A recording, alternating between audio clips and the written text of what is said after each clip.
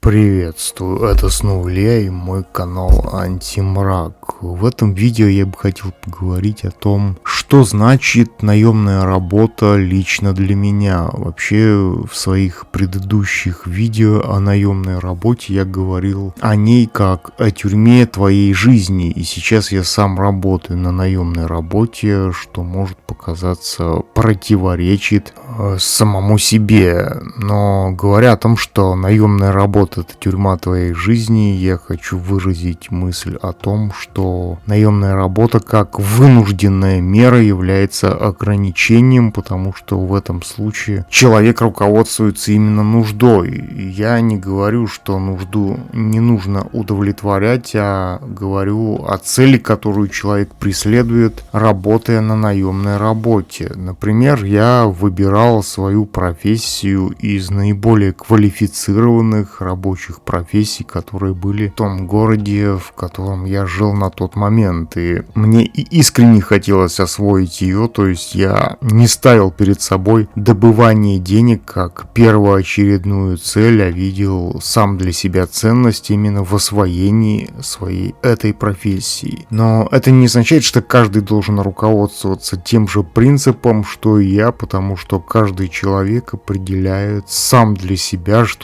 чем ему нужно заниматься. Например, один из моих подписчиков зарабатывает деньги тем, что перепродает вещи на Авито. И он имеет право это делать, потому что так для него удобно. Моя профессия — это основа моей социальной идентичности. На самом деле моя профессия — это основа моей социальной идентичности, потому как в интеллектуальном плане я всегда оказываюсь на обочине социальной жизни, то есть профессия в контексте востребованности моих профессиональных качеств позволяет мне строить и поддерживать социальные связи. Я не представляю, какими бы были мои социальные связи, если бы я зарабатывал, перепродавая вещи на Авито. Вообще, в данный момент я работаю на предприятии 7 месяцев, и многие аспекты меня устраивают, такие, например, как зарплата, условия труда, относительно нормальные люди. И это одна из немногих работ, на которую мне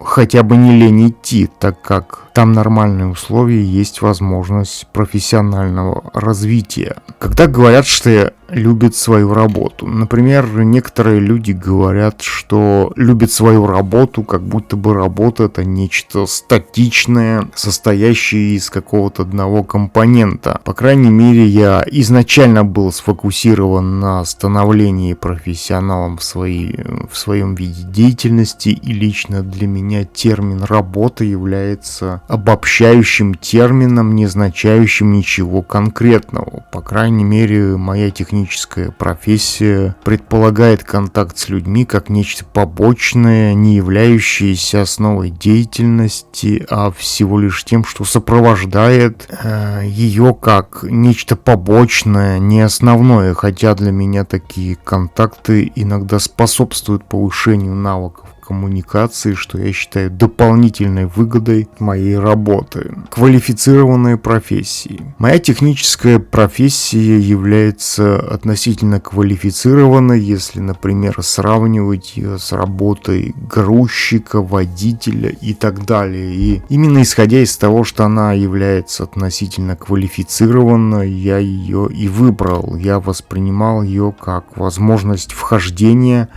в социальное русло, потому как моя жизнь вне моей профессиональной деятельности не дает мне контактов, которые я воспринимал бы как социально значимые. Вообще, что я имею в виду под словом социальные контакты? Социальные контакты для меня — это те контакты, где я реализую свои качества в каком-либо конкретном деле, являющемся социально значимым, или которые я воспринимаю как социально значимые. Допустим, свою деятельность, связанную с написанием текстов для этого канала, я не воспринимаю как социально значимую, потому что ее результаты для меня не выражаются ни в чем объективном. Например, на наемной работе, где я работаю по своей специальности, социальная значимость выражается в получении мной зарплаты за свою конкретную деятельность и в реакции других сотрудников и руководства на результаты моей деятельности, но это не означает, что я пропагандирую наемную работу или считаю ее чем-то неприемлемым. Для меня моя профессиональная деятельность в контексте наемной работы в определенных случаях является повышением моего социального статуса. Почему слово «работяга» имеет уничижительный смысл? Слово «работяга», по крайней мере в русскоязычном пространстве, априори имеет уничижительный смысл, как бы подразумевая то, что деятельность человеку в тягость. Конечно же, если учесть относительно низкую заработную плату на постсоветском пространстве, то данный факт, наверное, вносит свою значительную лепту в имидж наемной работы как таковой, но на мой взгляд, многие люди просто изначально рассматривают наемную работу как нечто вынужденное, они рассматривают ее как способ добывания денег, но невозможность освоения каких-либо конкретных компетенций, которые могли бы быть востребованы в обществе со стороны нуждающихся в результате таких компетенций и которые в итоге могут стать для носителя этих компетенций возможностью обретения различных материальных благ из социальных контактов. Например, если человек выбирает себе профессию автомеханика-моториста, то это является узконаправленной сферой деятельности, в которой он может профессионально развиваться и зарабатывать на ней, ремонтируя автомобильные двигатели. Такие профессии, как грузчик, упаковщик, работник пункта выдачи заказов или водитель, если их вообще можно назвать профессиями, не являются квалифицированными профессиями, потому что в них может работать каждый первый, если у него нет физических ограничений. То есть не нужно ждать от работы, которой может заниматься каждый первый, каких-то особенных выгод для себя просто потому, что ей может заниматься каждый первый. Хотя если человека удовлетворяет то, что он имеет в виде его текущей работы, то это нормально. Я не преподношу свои критерии оценки квалификации той или иной профессии как некую истину. Если человеку нравится работа водителя или грузчика, то пусть занимается ей. Я считаю, что все профессии хороши, так как они все необходимы, и общество не может без них обойтись. А то, что они являются низкооплачиваемыми или высокооплачиваемыми, это уже дело специфики среды и выбора самого человека. В выборе профессии нужно исходить из того, что ты хочешь получить от нее и от специфики ее востребованности в том месте, где ты находишься в текущий момент. Когда я выбирал профессию, мне было 19 лет, и лично мне хотелось освоить профессию, требующую наиболее сложных навыков, потому что я понимал, что профессии низкоквалифицированные не позволят мне социально расти и достойно зарабатывать. То есть я не говорю о том, что есть какие-то плохие профессии, а о том, что лично для меня послужило комплексом из мотивов. То, чем более профессия является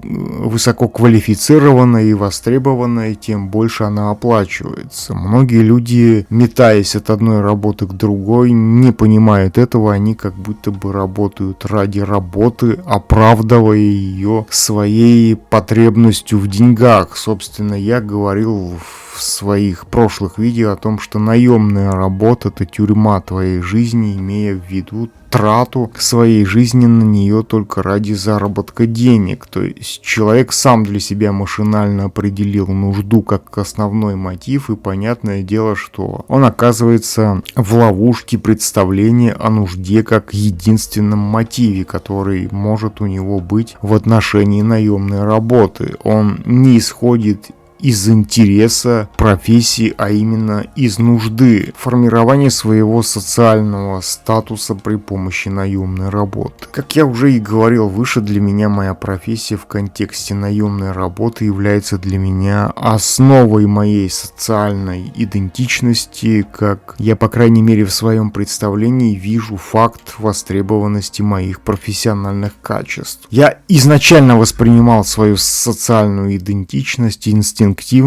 но непосредственно при выборе профессии обосновывал ее рационально. Я инстинктивно понимал, что в среде низкоквалифицированных профессий круг моего общения на работе будет состоять из людей, которых я воспринимаю как тех, кто стал жертвой обстоятельств, а не людей, которые стремятся осваивать новые сложные навыки. Я не связываю, например, гендерные отношения со своей социальной идентичностью, потому что гендерная мотивация существует как у кошек, так и у собак и у любых других животных. Это всего лишь репродуктивная программа, встроенная в каждого человека, поэтому только в зоопарке особи демонстрируют свое превосходство в человеческом обществе. Превосходство связано с освоением сложных навыков, которые подразумевают участие интеллекта. Поэтому я лично для себя никогда не воспринимал гендерные отношения как нечто хоть сколько-то значимое,